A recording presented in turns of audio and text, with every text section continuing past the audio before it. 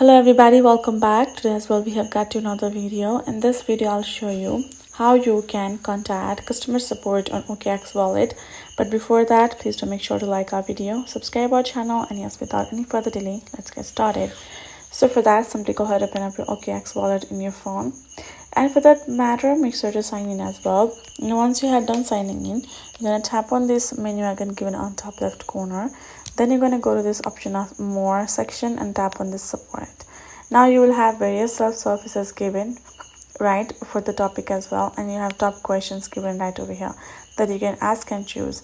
And you also have an FAQ section where you're going to find this all the kind of options for you to choose from. But if you directly want to chat with them, tap on this option of chat with us. And then right over here, their official AI agent will be available, online agent will be available for us. We're simply gonna go ahead, choose an option and type it in, or simply choose from the given topics and ask them what to do, and they will just let us know how we can do it further. And that is how you can simply chat, and you can end chat once you're done with them as well, right? So that is basically how you can contact the customer support of OKX Wallet app. Hope this video was helpful to you all. Thank you so much for watching, and I will be seeing you guys in our next video.